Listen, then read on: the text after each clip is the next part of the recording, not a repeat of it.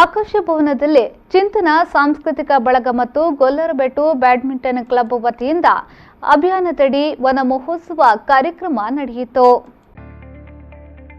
ಮೇಕಿನ ಮಾಲಾಡಿ ಶ್ರೀ ಬ್ರಹ್ಮಲಿಂಗೇಶ್ವರ ದೇವಸ್ಥಾನದ ಆಡಳಿತ ಮುಖ್ಯಸ್ಥರಾದ ಕಮಲಾಕ್ಷ ಶೆಟ್ಟಿ ಹಾಗೂ ಕಾಪಿಗುಡ್ಡ ನ್ಯೂ ಫ್ರೆಂಡ್ಸ್ ಸರ್ಕಲ್ನ ಸ್ಥಾಪಕಾಧ್ಯಕ್ಷ ರಾಜೇಶ್ ದೇವಾಡಿಗ ಅವರು ಮುಖ್ಯ ಅತಿಥಿಗಳಾಗಿ ಆಗಮಿಸಿದ್ರು. ಪ್ರಕೃತಿ ರಕ್ಷಣೆ, ಗ್ರೀನ್ ಮಂಗಳೂರು ಹಾಗೂ ಗಿಡ ನೆಡುವ ಮಹತ್ವದ ಬಗ್ಗೆ ಮಾತನಾಡಿದ ರಾಜೇಶ್ ದೇವಾಡಿಗ ಅವರು, ವನ ಮಹೋತ್ಸವ ಕಾಟಾಚಾರಕ್ಕೆ ನಡೆಯದೆ ನೆಟ್ಟ ಗಿಡಗಳ ರಕ್ಷಣೆಯಾಗಬೇಕು.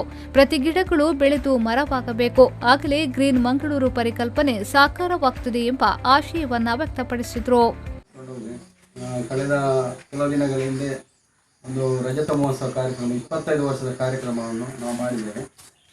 ನಾವೇನು ಮಾಡಿದೆ ಅಂತ ಒಂದು ನಾಟಕ ಮಾಡೋದು ಮುಗಿಸಿಬಿಡು, ಅದು ನಾನು ತಿಳುವಳಿಕೆ ಅದೇ ಮಾಡ್ತಿದ್ದೇವೆ. ಒಂದು ಪೂಜೆ ಮಾಡೋದು, ಅದು ಮಾಡಿಬಿಡೋದ.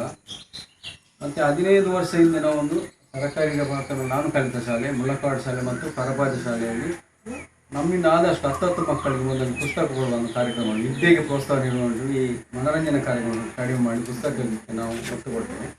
ಕಳೆದ 8ರಿಂದ 10 ವರ್ಷ ಆಯಿತು ನಮಗೆ ಮಾಧವಳ್ಳ ಮತ್ತು ದಿನೇಶ್ ಒಳ್ಳ ಪರಿಚಯ ಆಗಿ ಪರಿಸರಕ್ಕೆ ಕೊಡುವಂಥ.